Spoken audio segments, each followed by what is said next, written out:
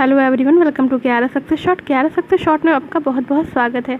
UP triple S C junior assistant 2016 interview की classes यहाँ चल रही हैं। इससे पहले भी जो क्लासेस प्रोवाइड कराई गई हैं, आपसे रिक्वेस्ट है कि अगर आप इसकी प्रिपरेशन कर रहे हैं तो स्टेनोग्राफर के इंटरव्यूज़ की सारी वीडियोज़ और लोअर 2 के इंटरव्यूज़ की सारी वीडियोज़ आप ज़रूर से देख लें। आपको ऐसे बहुत सारे टॉपिक्स मिल जाएंगे जो कि आपको पढ़ने हैं और पढ़ के जाने हैं। प्लेलिस्ट में सभी चीज़ें अवेलेबल हैं, आप वहाँ देख सकते हैं। इंस्टा पे मुझे फॉलो ज़रूर से कर लें, ठीक है। आपकी कोई भी क्वेरीज़ हो सकती हैं, जो भी होगी वो आप वहाँ पे मुझे बता सकते हैं, शेयर कर सकते हैं। आप यहाँ पर भी कमेंट कर सकते हैं। नेक्स्ट जो चीज़ आपको ये बतानी है कि जो हम लोग का सेशन चल रहा है उसमें कुछ क्वेश्चन आंसर के सेशन भी हमारे रहते हैं। उसमें मैंने अभी आपको लास्ट में जो है प्रधानमंत्री के बारे में बताया था, और अभी नेक्स्ट जो वीडियो आएगा वो आपका राष्ट्रपति के लिए होगा, ठीक है। ये सारी चीज़ें सभी के लिए बेनिफिशियल हैं, तो ये सभी लोग जो है इसे पढ़ लें। अगर आपको यहाँ नहीं समझ में आ रहा है तो आप टॉपिक्स देख लें, आप अपने हिसाब से पढ़ लें, ठीक है। लेकिन जो चीज़ें यहाँ बताई जा रही हैं वो सब चीज़ें फेस की हुई हैं, इसलिए वो एक्सपीरियंस के हिसाब से आपको बताई जा रही है। तो वो चीज़ें आपके लिए कहीं ना कहीं ज़रूर से यूज़फुल होगी, भले ही 1% क्यों ना हो, ठीक है। बाकी पढ़ने को आप कहीं से भी पढ़ सकते हैं, इससे कोई फ़र्क नहीं पड़ता है, ठीक है। मैटर सिर्फ यहाँ पे इतना है कि सिलेक्शन होना चाहिए।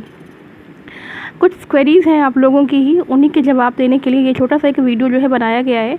चलिए देख लेते हैं कि क्वेश्चंस किस तरह के बच्चों के मन में उठ रहे हैं, किस तरह की क्वेरीज़ आ रही हैं, उसको शॉर्ट आउट करते हैं जल्दी से, ठीक है। कल मैंने एक इंट्रोडक्शन का क्लास प्रोवाइड कराया था आपको।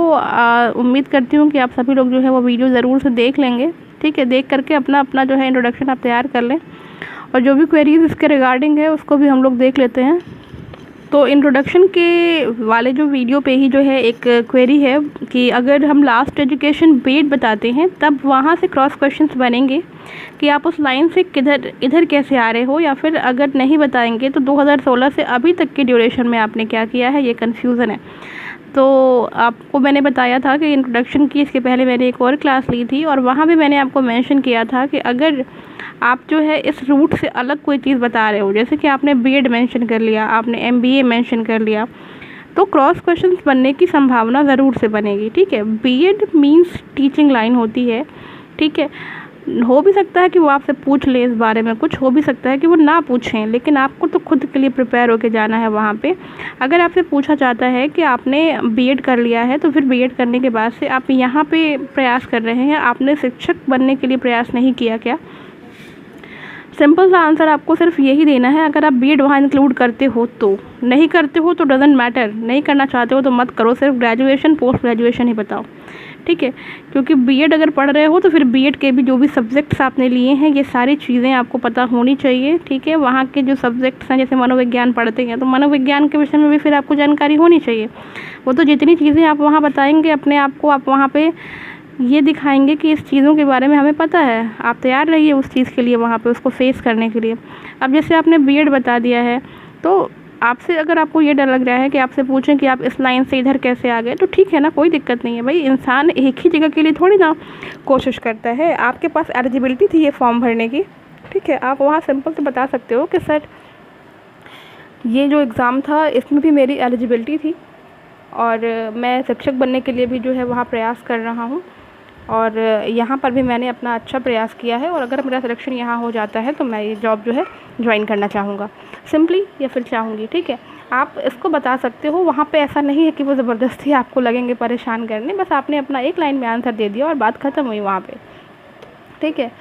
आपने एमबीए कर रखा है, अगर आपने वहाँ एमबीए बता दिया है तो फिर ठीक है, कोई दिक्कत नहीं है, फिर आप वो भी बताएँ कि मैंने एमबीए कर लिया है, लेकिन मैं अभी भी जो है गवर्नमेंट जॉब के लिए जो है प्रयास कर रहा हूँ, और आगे भी जो है मुझे जो है अगर इस फील्ड में कहीं जॉब मिल जाती है तो मैं जो है इसे ज्वाइन करना चाहूँगा।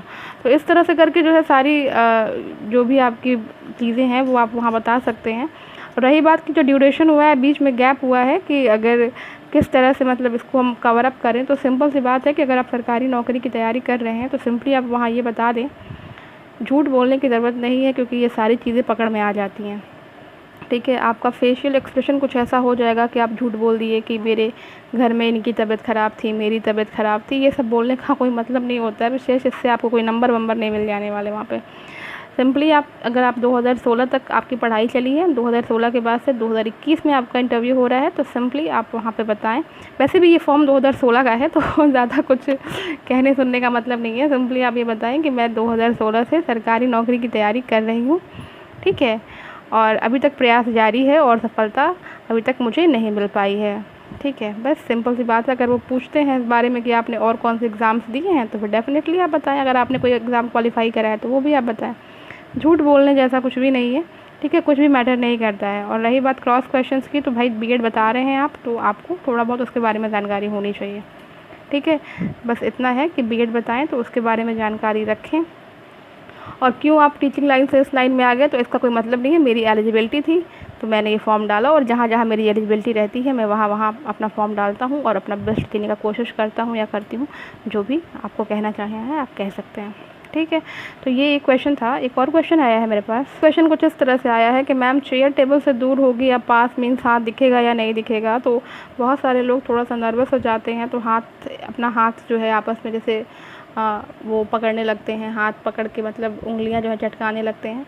तो ये सब चीज़ें मत करना, ठीक है, क्योंकि उंगलियां चटकेंगी तो आवाज़ होंगी। और ये चीज़ बता दूं कि जो टेबल होता है, चेयर होता है, वो एकदम मतलब पास में ही होता है। हाथ का जो पोर्शन है, ये फिंगर वाली पोर्शन है, ये नहीं दिखेगी वहाँ पे, ठीक है। तो आप आराम से, कोई दिक्कत नहीं है, एकदम आराम से फ्री होकर के बैठें, वहाँ पे कोई भी दिक्कत नहीं रहेगी, ठीक है। इस चीज़ से एकदम नर्वस नहीं हो। आपका हाथ नहीं दिखाई देगा वहाँ पे, फिंगर वाली पोर्शन नहीं दिखाई देगी, ठीक है। वो टेबल थोड़ी सी ऊंची होती है तो आपका हाथ वहाँ से कवर अप हो जाएगा। आराम से आपको वहाँ पे बैठना है और एक ही बार में एडजस्ट होके बैठें, ताकि जो है बार बार चेयर पे इधर उधर आपको मूव ना करना पड़े। इस चीज़ों को ध्यान रखेंगे, ठीक है। तो ये कुछ क्वेरीज़ थी और एक दो क्वेरीज़ और हैं मेरे पास। सब्जेक्ट से रिलेटेड जो क्वेश्चंस आपके जो रहे हैं इसमें, कि इंग्लिश है, होम साइंस है, इकोनॉमिक्स है।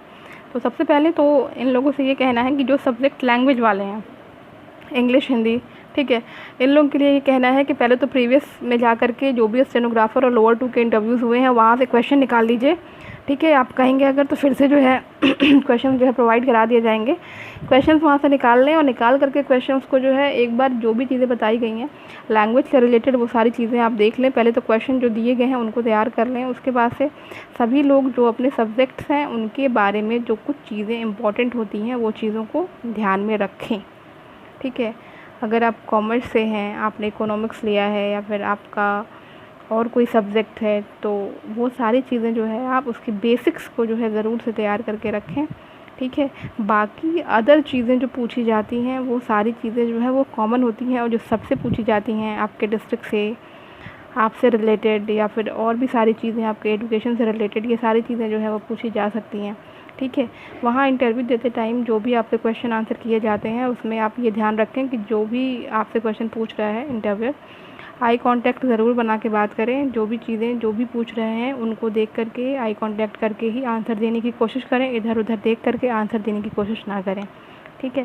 जितना वेल बिहेव आप वहाँ पे अपने आप को शो करेंगे उतना ही ज़्यादा बेनिफिशियल होगा और मार्क्स उतने ही अच्छे आपको मिलेंगे। तो और भी कोई क्वेरी हो तो आप कमेंट करके पूछ सकते हैं। तो मिलते हैं अपनी नेक्स्ट वीडियो में। Till then take care and bye bye.